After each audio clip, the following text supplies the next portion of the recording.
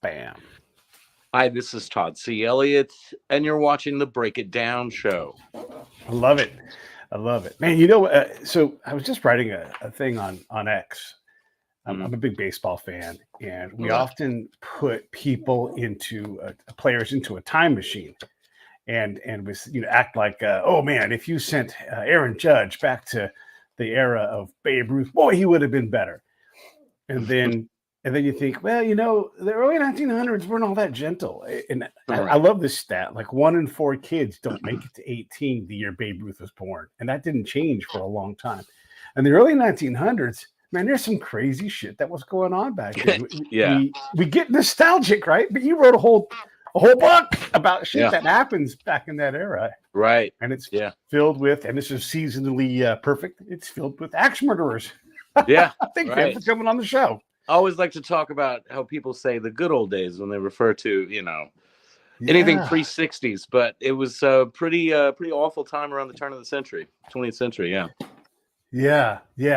So I know you talk about it in the book, and by the way, here's the book right here. I'm going to put the link up here in a second, but this is The Axes of Evil. It's a great title, and we just we're All Saints Day today, but yesterday was Halloween, so the timing is perfect.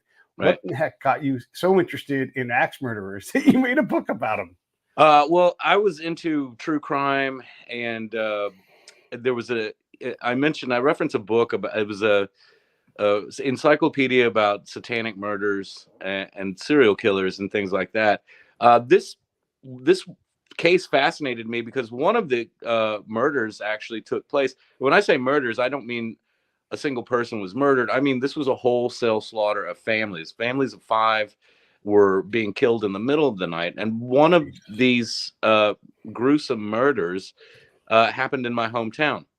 And when I found that out, and I had never heard that, and at the time, the crimes were less than 100 years old, and I just really got into the research. I went to the public library, started researching, and went to the university library at McNeese State University, and there was a professor that had already started putting together his research, and thankfully so. I thank him in the book for that, because I wouldn't have been able to gather so much information. A lot of this information got lost, but this was huge news at the time. And the time being 1911 to 1912, it was actually the biggest news story in the United States, gripping readers of newspapers all across the country until the Titanic sank. And that sort of stole the headlines. And this is what I believe to be the largest unsolved serial killing in U.S. history. Wow. That's crazy. So I don't know if you've seen the new Anna Kendrick movie. I say that because she's in it, but she also produces the thing. But she grabs a story about this serial killer from the late 60s, early 70s. Right.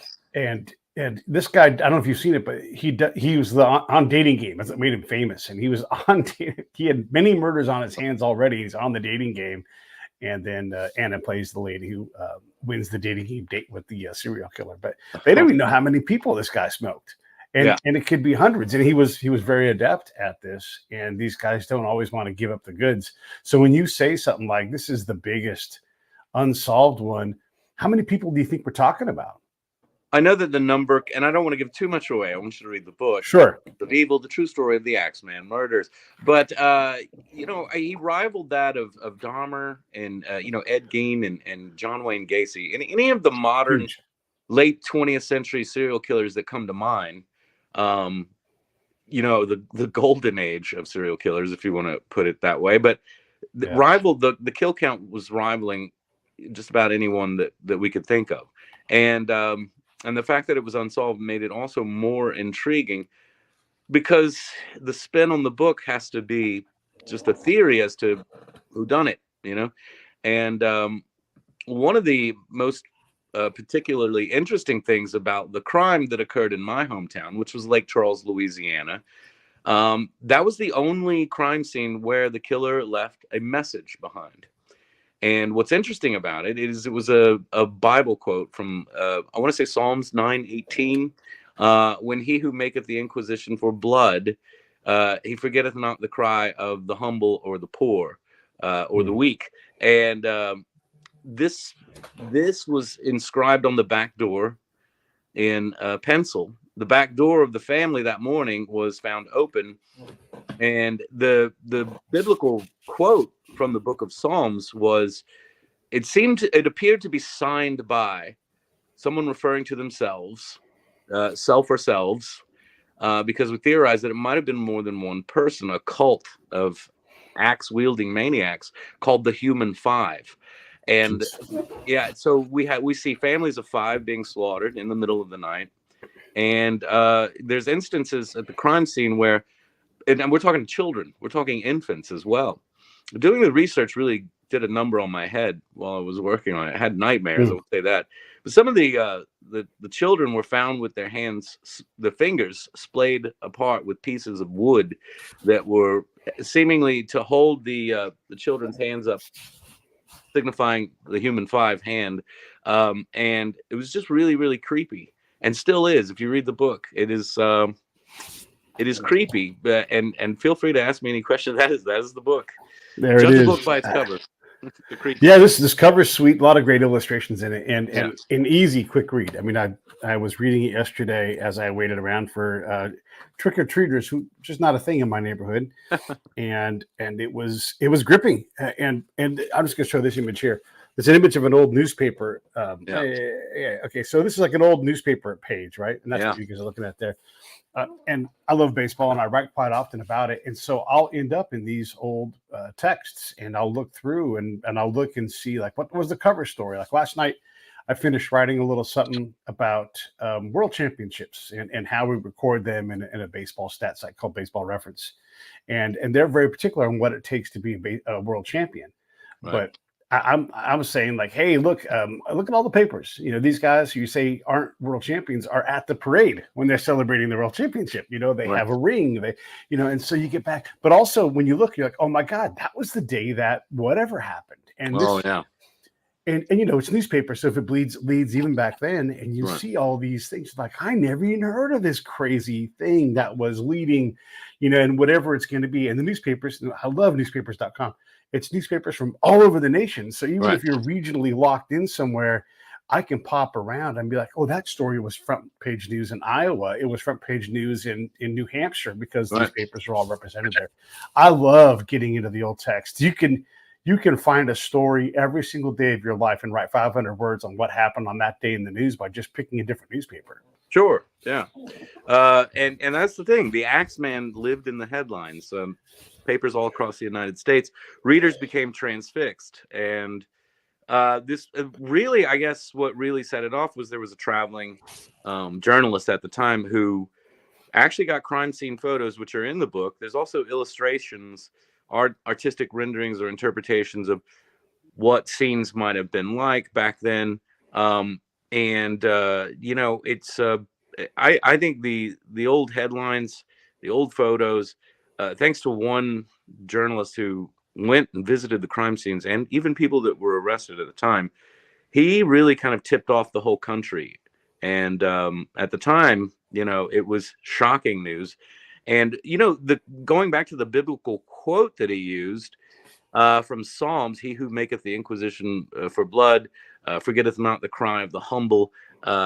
This was interpreted as the need for divine intervention to instill fear within a nation, a biblical nation at the time, referenced in the Holy Bible. So there's religious aspects, there's religious tones to the murders, but this person or persons who set out and did these things accomplished that goal of instilling fear in communities and in states, starting in Louisiana and then all into Texas. And I believe that the killings in the South are linked to the famous Villisca, Iowa axe murders. Because when I read the crime scenes for the Villisca axe murders, and I didn't know about Villisca until I did my research, but I see a bigger picture. I see someone who was riding the rails back then, and we do believe that was how the killer traveled without a weapon, but the weapon was always an axe. And the thing is, the families back then, you know, you didn't have central air and heat. So everyone had an axe in their front yard or backyard to chop wood, especially during the winter. And that was what the killer would do. He would arrive at the house and he would slaughter the family in their sleep, in their beds at night with their own family axe. And he would always leave the axe behind. So yeah, interesting So sort of MO there. Yeah, and again, this just goes back to that period of time. So there's a couple things I want to bring up, but I guess the first one is I'm reading some papers, academic grade papers, Mm-hmm. about the link to lead and crime. And once we kind of got Yeah. almost all of the lead out of society, Right. and crime just drops because we know that lead is poison to us. Sure. And Yeah. so you have the front end of this is the Industrial Revolution happens. Populations start to boom, and we are like, how do we get water to these people? How do we deal with sewage? So, Right. and this goes kind of back before that era, but in the mid 1800s, when the presidents kept dying and the people in the White House kept dying, we've now figured out this wasn't pneumonia. It was bad sewage. They had uphill. They had what they called nightshade. They had human poop, and it would soak into the water table, and then they'd fill their baths, and people would get sick and die all the time. So that's the front end of this, where you're like, why are all these people dying? And these are things that wouldn't kill us now, right? I mean, by and large. And back then, it was so normal that they couldn't even realize that it was bad waste. So now you fast forward, okay, we're going to put pipes in the ground and get this waste piped separate from the fresh water. That's great. But the pipes are made out of lead, and the gas is made out of lead. These tiles are made out of lead. There was lead everywhere. This paint all has lead in it, and it's driving people crazy. So am I making a stretch and thinking, well, it's interesting. I know it wasn't video games, and right. I know it wasn't probably silent films at the time, but right. Yeah, it's interesting. I mean, even like they were putting mercury in the lining of hats back then. I mean, that's hence the Mad Hatter. And I do believe that the killer was definitely clinically, criminally insane. Right. Yeah, and that's a thing that can be genetic, right? But boy, environment plays a big part in that. If there's a whole bunch of lead around and mercury, right? Yeah, right. Well, and just infections, the amount of infections that you couldn't beat. Infections will break your brain as well, and fevers that happen all the time. And these things, they degrade your ability to not be a psychopathic murderer for sure. The good old days. The good old days. Right. Back when mom made turkeys and right. Yeah. It's wild. And so riding the rails was part of the MO and getting around. How did you guys figure that out? Like what? I mean, obviously you have a pattern, right? Right. But, so all of the murder sites and in old parts of small towns, Louisiana, some of the rails are still there. And some of the homes are still there. And what's crazy is if you go to Lake Charles or you go to Crowley, Louisiana, you will still see these neighborhoods blighted, I think, almost cursed after the Axeman visited and lay slaughter upon these communities. And the rails are still there, and all of the victims lived within, and it's so eerie when you go and you visit. And I went to the site where the Lake Charles home was located, and in the Crowley one, and less than 50 yards away is a rail, and that was always the coincidence. But it wasn't a coincidence. It was very much by design. This serial killer, and he was looking for the poor, and it was African American families that were being targeted. But interestingly enough, it was mixed race African American families. So there was a theory that got a church out of New Orleans involved. That this church was called Church of the Sacrifice, aptly named, and they were suspected of being linked to voodoo. Now, if that was true, nobody really knew, but there are elements of voodoo that come into play into this story. And in fact, as I mentioned, the religious, undertones or overtones, there were actually a couple of priests that were arrested ahead of the Lake Charles murders. Now, everyone reading the headlines were figuring out where the Axeman was striking next. And he was traveling in one direction by rail, and he was making his way slowly but surely from Lafayette, Louisiana, to Crowley, to Welsh, Louisiana, to Jennings, and then to Lake Charles. So they kind of knew it was coming. And then the strangest thing was all these hoodoo and voodoo, lightning rod salesmen, things like that. They would follow the Axeman murders, and they would go to these small towns in droves. And adding to the hysteria, you would have a town gripped in fear, and you had these traveling salesmen who could have been suspects, Sure. selling lightning rods to ward off. They were capitalizing on the Axeman murders. They were selling, trinkets, which would be hoodoo, which would be like good luck charms, things like that, spells, things like that. And people were buying them up because they were terrified of the Axeman coming to town.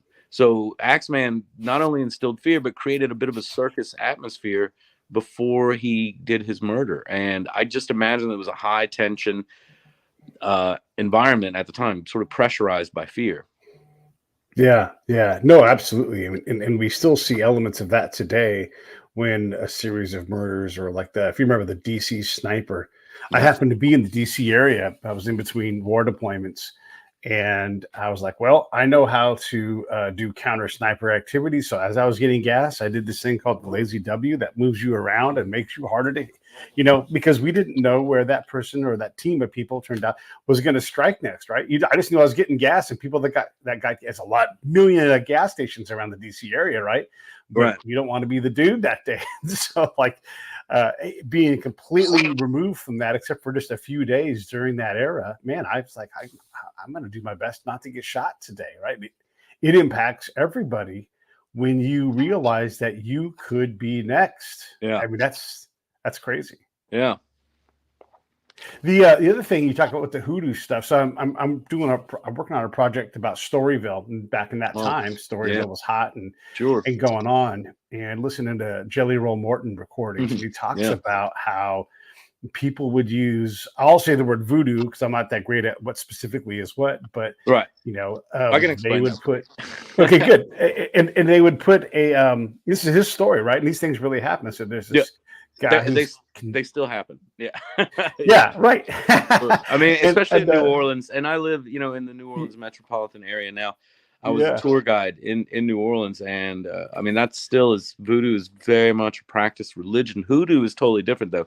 So with voodoo, we're talking about a West African religion, which would be the worship of deities like Legba, for instance, and Oshun and people like that, and they have their specific candles and colors, and that is the religion that is voodoo or voodoo from West Africa, migrated to Haiti with the Haitians, brought to Louisiana first, and then kind of found a root in Louisiana, and it is still there. I mean, I personally know to this day a practicing voodoo priestess.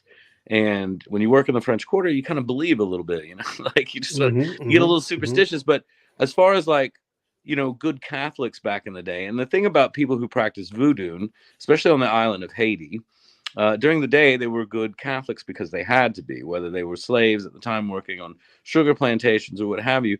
But they, by night, though, it was totally different.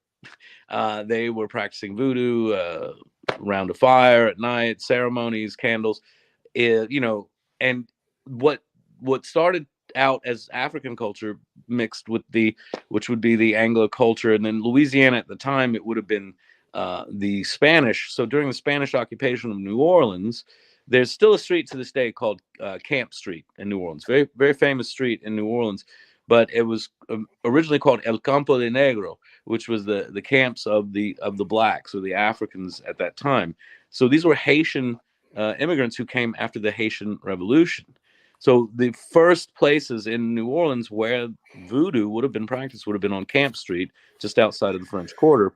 And hoodoo is more like what white people were into. So good Catholics weren't going to full on worship African gods. Of course not, right? But they would buy these spells and charms and what they call gris-gris bags, which gris-gris means gray, translated in French, which is a sort of mix between black and white magic at the time. But so love spells, charms, talismans, that's what hoodoo was. Hoodoo was, a way to make money off of a belief. And all these, there were elements of both around the time of the Axeman. In fact, one of the first people arrested was accused of being a voodoo priestess. Her name was Clementine Barnabette. She's a fascinating character. One of the first women, and I think she predated or around the time of Lizzie Borden. She was one of the first suspects arrested she was arrested in Jennings, Louisiana. My guess is she might have been one of those who had debilitating mental issues. They said, she was just crazy. She confessed to killing the children in Lafayette, Louisiana, and the entire family. And but after she was arrested, the crimes continued into Lake Charles, Louisiana, heading further west. So she was kind of exonerated, still went to prison. Of course, it was Louisiana in 1912. And but probably one of the first 20th century lady serial killers, possibly. Eventually, she was released from Angola prison and kind of faded into obscurity. But an interesting character study nonetheless. Yeah.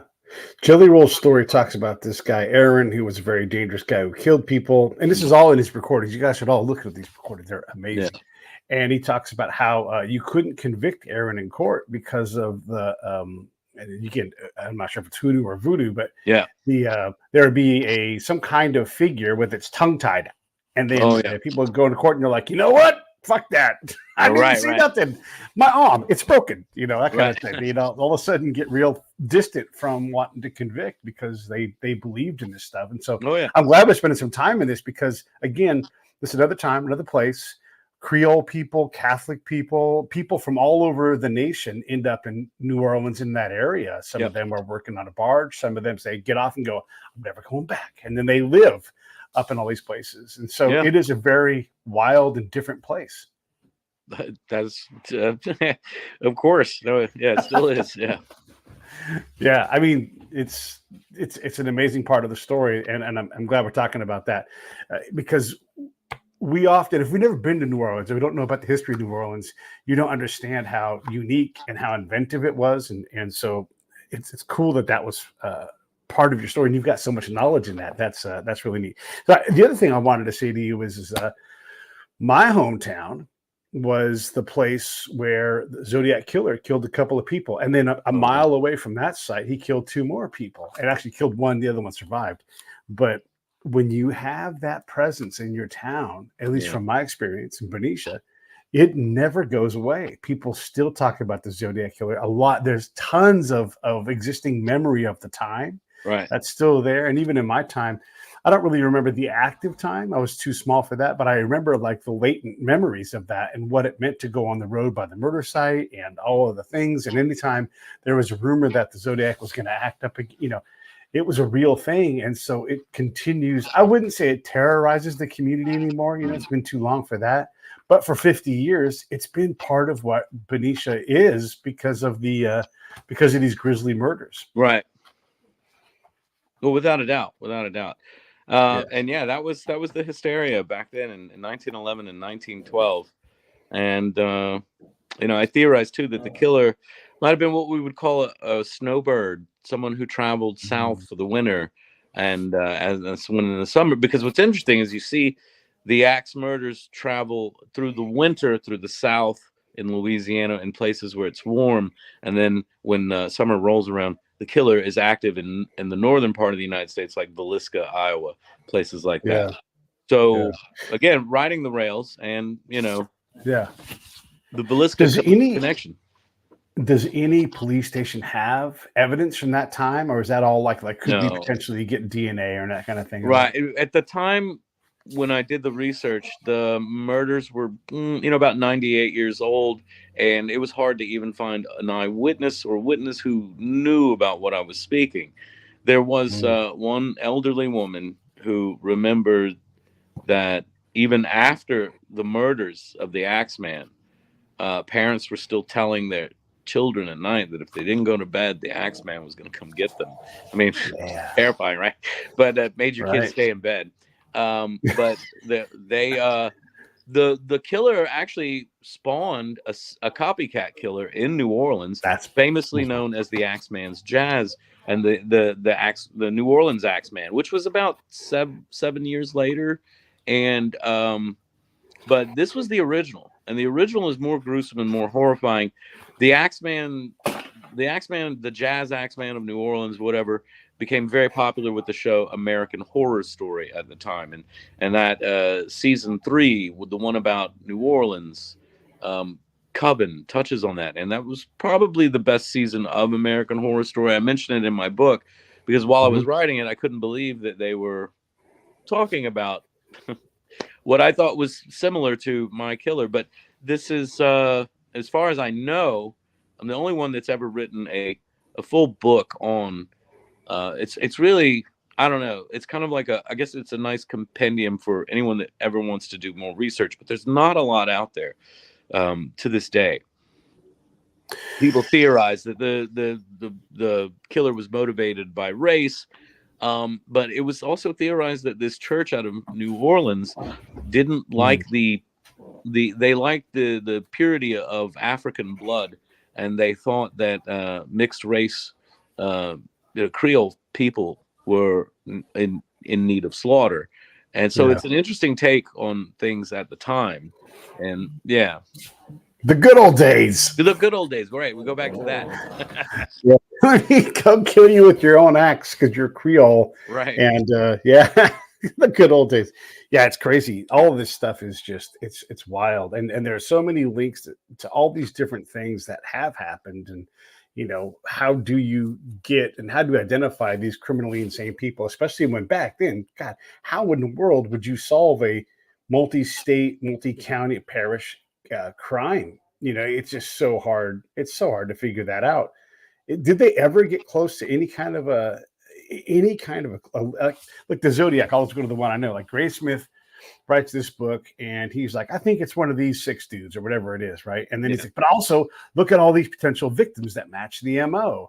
Yeah. And so we're left still trying to figure. We think we know who it was. It was this guy Francis Post, and we think we know like the actual verifiable victims, but a lot of this, there's just people that were killed in a variety of ways around that time that, what are we going to do? Completely unsolved, right? And so you're left to guess a lot of things. How resolved is the picture of the Axeman? So in the book, I also feature a timeline at the end of the book, and what I think we're seeing, I mean, the massive picture of these axe murders that took place actually predated 1911, where we get the name the Axeman and the newspapers label it. So when you look, you can actually see what I believe was the same killer practicing and trying to hone his craft for wholesale slaughter of families. And the killer got used to it. And, one of the questions was, how do you kill an entire family in their sleep? How did they not wake up when they're being murdered? I mean, there's like no dogs or anything. I mean, this is crazy. Right. So there's a theory that I put in the book, but when you asked, was there a close suspect, someone who there was, and it was with the Villisca case, and the first person ever tried for an axe murder of this kind was actually a priest, a traveling priest, a white man who traveled the rail with his wife, and he confessed in court. And he said that he was staying in the Villisca house, which to this day is a museum or a bed and breakfast where you can stay in the creepy Villisca axe murder house. They're trying to capitalize on that, and they wanted me to come and stay, and I would gladly go, but I never heard back from them. So, so he confessed, and he claimed that he woke up in the middle of the night and he saw a shadow of a figure darting across the lawn of the home. He was a guest in this home. And that's the thing. People would welcome priests back then, especially, like white priests back then. And in black communities, they were holding revivals and things like that. And they were getting to know these poor people and these families. So that's why they were suspect as well. But this guy, it was Reverend Kelly, and I don't want to give away too much about the book, Right. but he confessed, and he said that this shadowy figure on the front lawn of the house he was sleeping in said 2 words to him. The shadowy figure spoke and said, "Slay utterly. Slay utterly." And he confessed, and he was not convicted. They found him innocent. He was released back into the wild.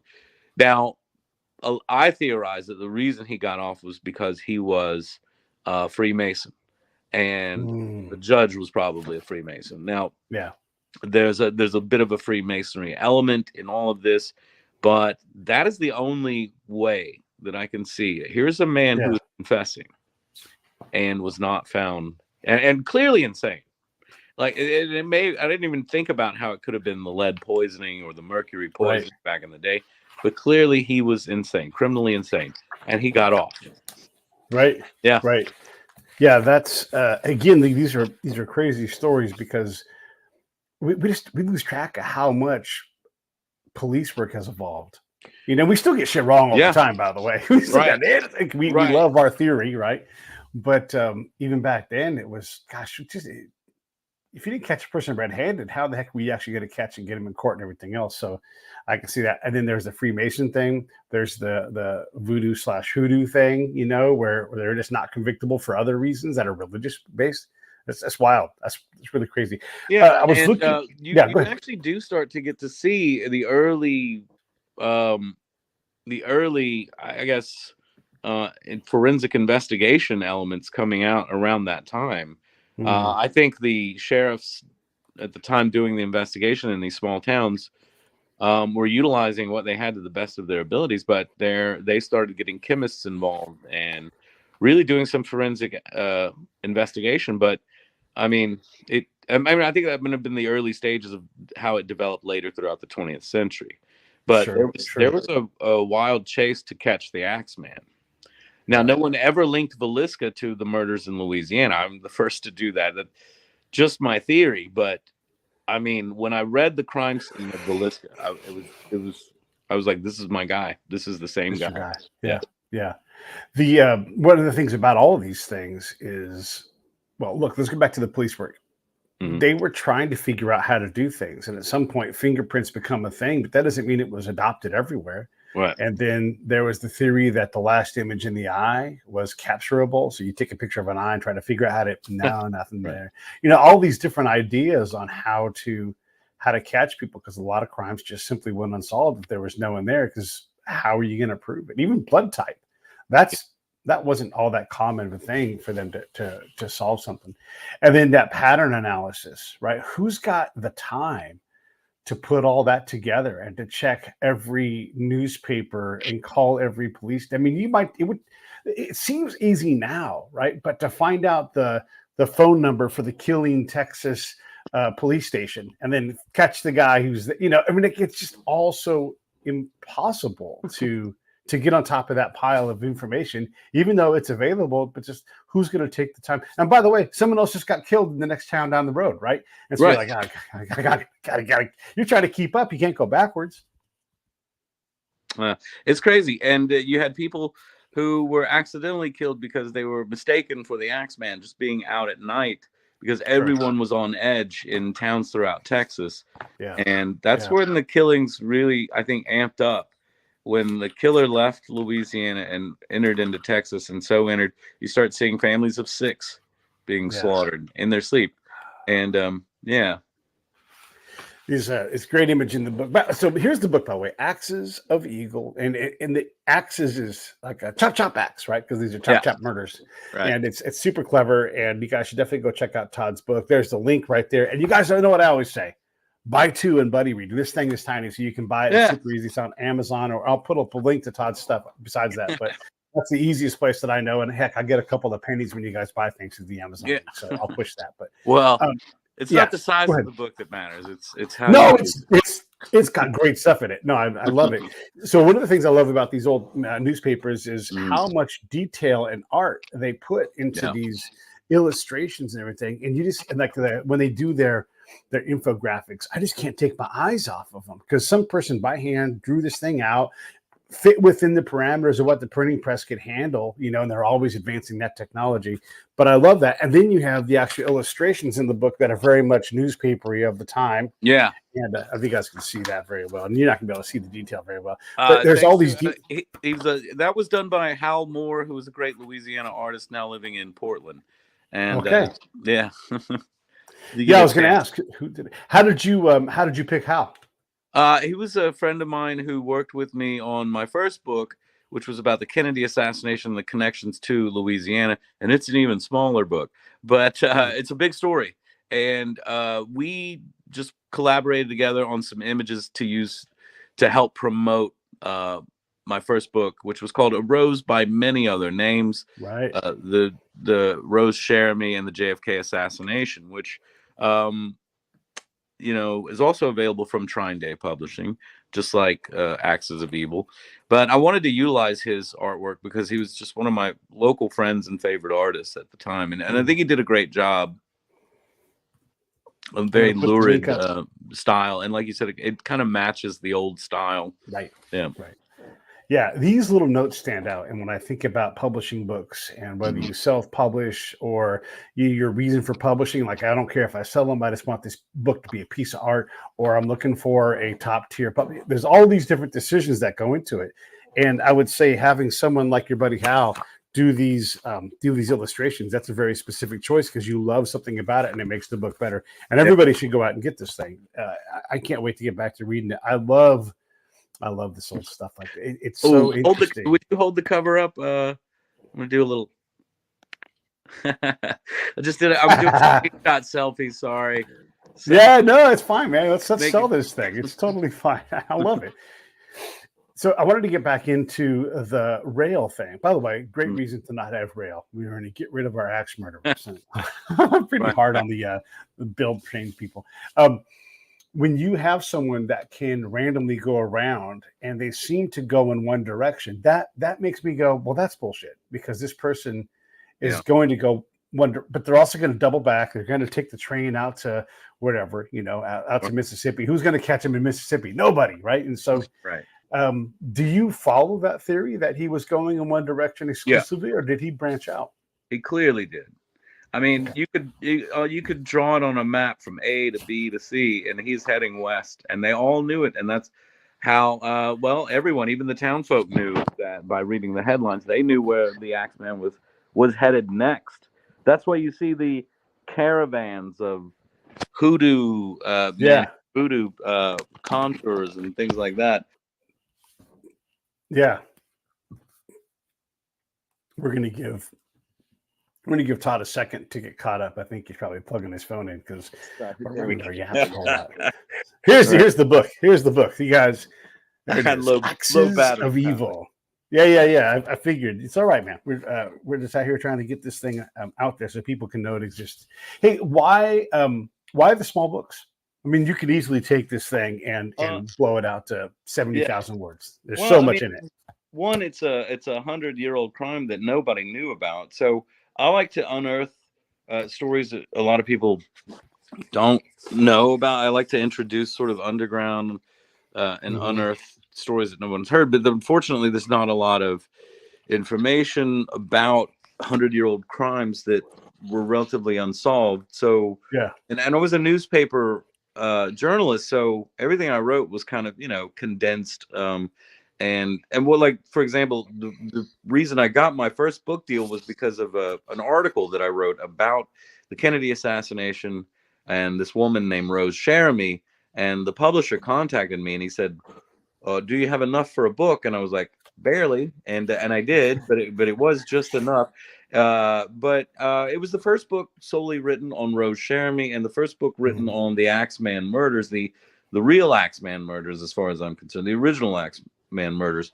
And so, we had a heck of a time finding a lot of information. No eyewitnesses. I mean, and that's the thing. If you read any true crime book today, you're gonna have witness testimony. You're gonna have investigators who were on the case back in the day, police, detectives. But I didn't have any of that. And again, I was lucky to find the one old lady that I found who even heard about it, and she kind of heard about it after the fact when she was a child. But I always thought that this would have made a great series or even a movie. And I still, and I was actually approached at one time if I was interested in, creating. And of course, I was like, yes, this is, that's the dream. You write a book, it becomes a movie or a series on Netflix, right? So I actually wrote 2 episodes, a pilot and a second episode for a series.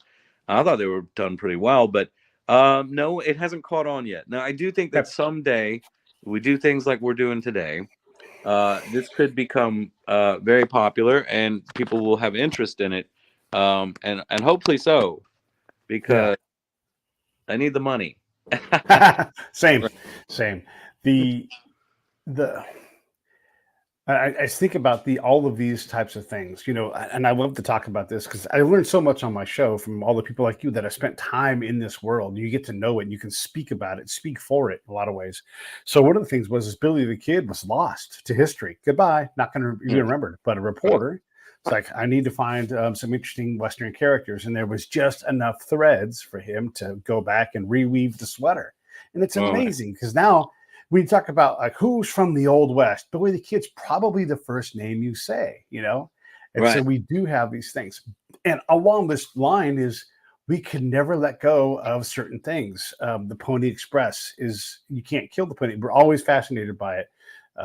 Amelia Earhart, we're fascinated by her. They put another special out right now. Like, this is what we found out next. Nothing. Will you watch the next one? Yes. She's still dead. Still dead. We still don't know where she's at, right? All of these things. But the Jack the Ripper, we can't let that dude go. And now we think we've solved it. Just like the Zodiac Killer, we think we solved that one too, because we just can't let it go. Right. So if this does catch on, is there enough information out there? Do you think if someone else took another angle and came at it could we figure out definitively who this person was? I think, you have to make a conclusion. If you have an open-ended, I always enjoyed the movie Zodiac. I thought it was great. And I like the way, because that was unsolved, but I like the way they left it open-ended, where they did kind of narrow it down to, to the one guy at the end. But I think, and I think if you have creative writers, you could certainly elaborate and really draw on the small details that you get from my book or even from the old newspapers, and you could play upon that, just doing more historical research. I would love for someone to elaborate on that, and the zeros behind the check that they write me, I would love for that elaboration as well.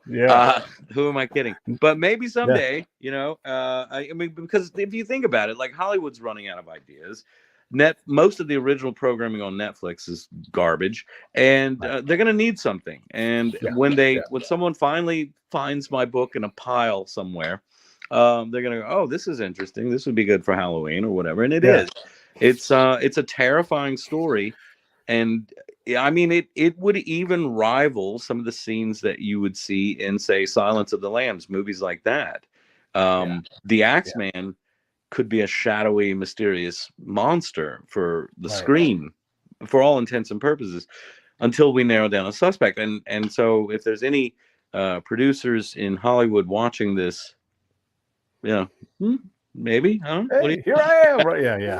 Yeah, absolutely. I don't blame you, because it's what I've read. Again, I've not read the whole thing, and I've got more questions than I have answers. So for me, I'm like, gosh, there's so many more things that we could include into this thing. It's full of great imagery.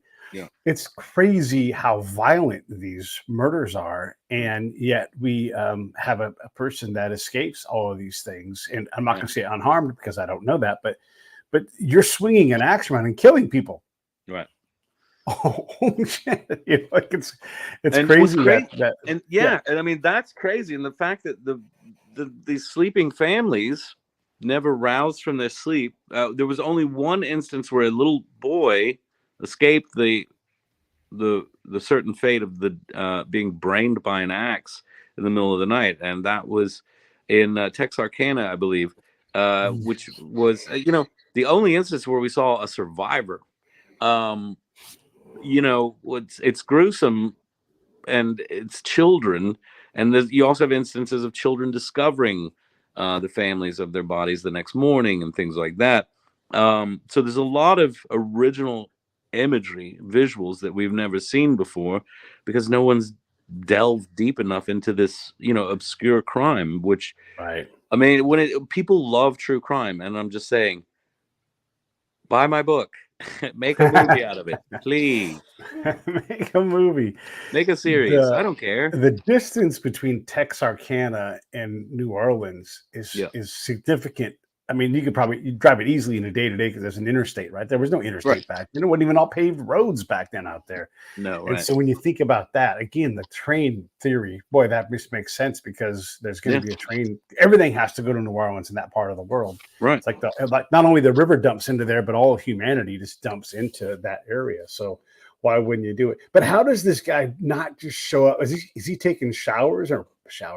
Is he taking baths back in the people's houses, getting cleaned up with a spare set of clothes? I mean, yes, it just seems like No, there are instances of that. And a theory that I had come up with is, how did the families not, wake up from?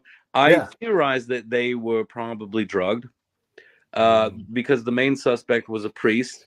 Two other suspects were priests. These traveling tent revivals are coming to town, and along with hoodoo and voodoo traveling salesmen selling lightning rods and things like that. A circus-like atmosphere. Priests, though, I mean, this is someone who you might not even know who they are, but you would welcome them into their home, because clearly they're a person of God. And I theorize that the Axeman, who was probably one of the priests, was bringing food to the poor, and that food was probably laced, and that is why all the family members died in their sleep, and none of them ever woke up, and they were hacked to death. There was one instance where a slab of like pork belly, like a big nice hunk of pork wrapped in cheesecloth, was found at the crime scene.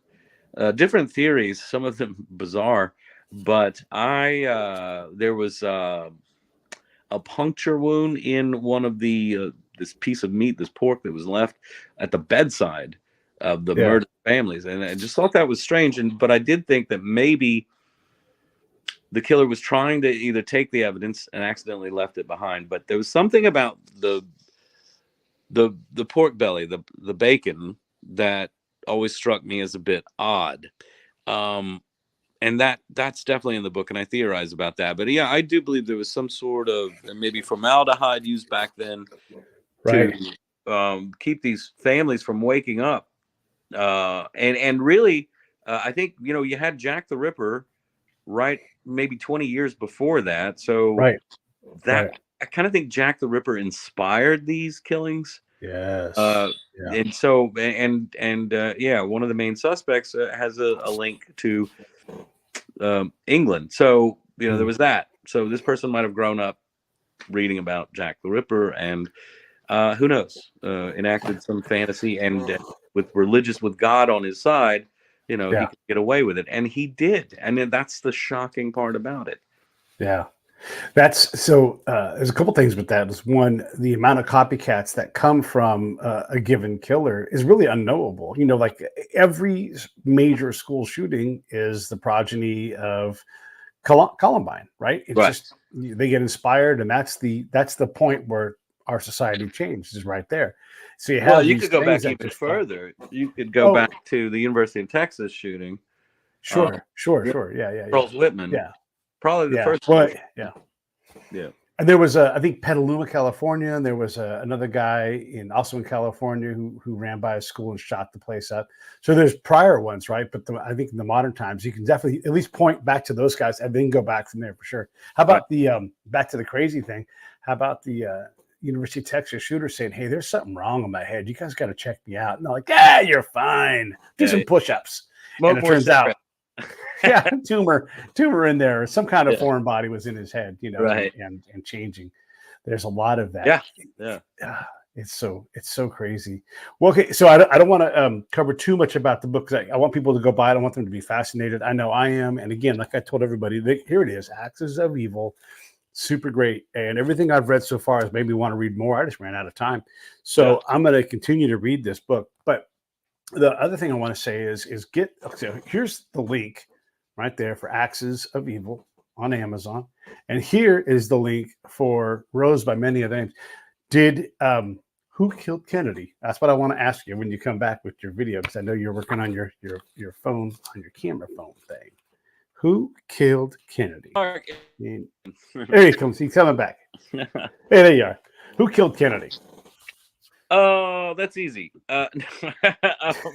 It's not. It's very complicated. It's still probably the crime of the 20th century, and we'll never actually know. It's been so the waters have been so muddied. I still believe that there's an active disinformation campaign out there to never reach the truth. But in my opinion, is that this was a coordinated effort on the part of the CIA and the mafia, the Italian mafia at the time in the United States. I only say that because both were very instrumental in the assassination attempt or plot, not an attempt, but a plot to kill Castro. And they had come up with a plan. They had devised a plan.